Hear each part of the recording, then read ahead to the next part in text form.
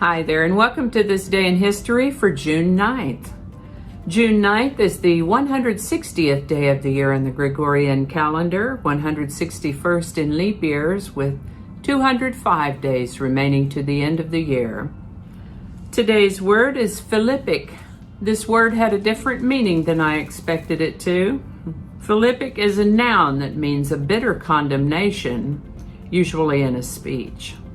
This comes to us from Greek Philippikos, which was the name given to orator Demosthenes' speeches urging Athenians to rise up against Philip II of Macedon. Earliest documented use of the word Philippic is 1550. With that, we're going to start in the year 53, when the Roman Emperor Nero married Claudia Octavia. Nero wasn't exactly emperor just yet. He will have been about 15 when they got married. She was 2 or 3 years younger than he was, so she will have been about 12 or 13 when they got married. Nero went on to become the 5th emperor of Rome at the age of 17 when Emperor Claudius died. Now, think about the wildest, most willful teenager you know, and that's Nero in charge of the Roman Empire.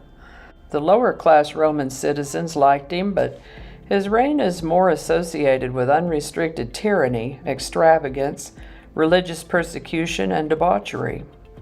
The young bride Claudia, by the way, was a daughter of Emperor Claudius by his third wife, and as it turns out, Nero's stepsister. Very complex situation. Interestingly, Nero committed suicide 15 years later on June 9th in the year 68. When he did that, it left an opening that started a civil war known as the Year of Four Emperors. One of my regular viewers mentioned that on June 9, 1870, Sioux Chief Red Cloud met with President Ulysses S. Grant at the White House. A few years later, we'll see what is known as the Black Hills War or the Great Sioux War of 1876, which took place in 1876 and 1877, and was precipitated by the U.S. government's desire to acquire the Black Hills after gold had been discovered there.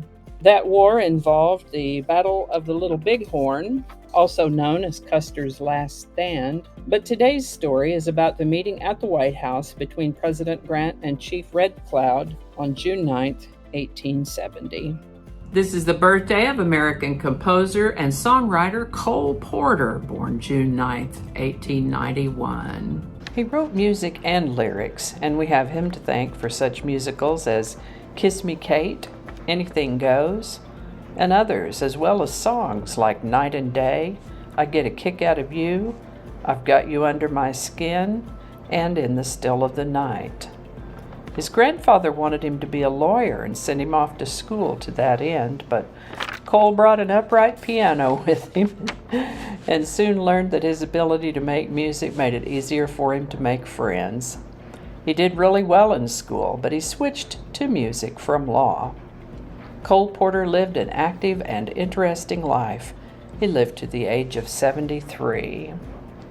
William Jennings Bryan resigned as Woodrow Wilson's Secretary of State on June 9, 1915, over a disagreement regarding the United States handling of the sinking of the RMS Lusitania. The Flint-Worcester tornado outbreak sequence killed 94 people in Massachusetts on June 9, 1953.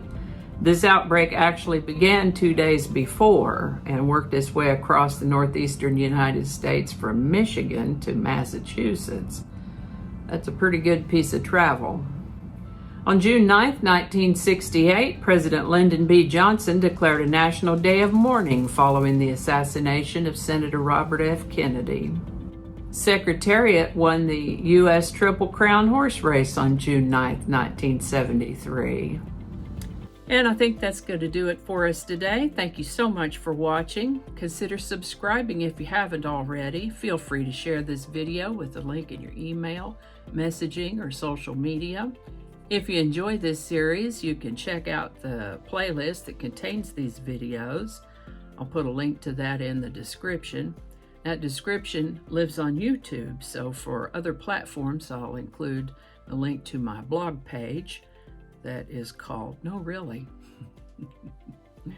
You can also find me on Rumble, Parler, BitChute, and Getter. All those links in that description. Alrighty, that's all I can think of right now. Thanks again, and I'll see you next time.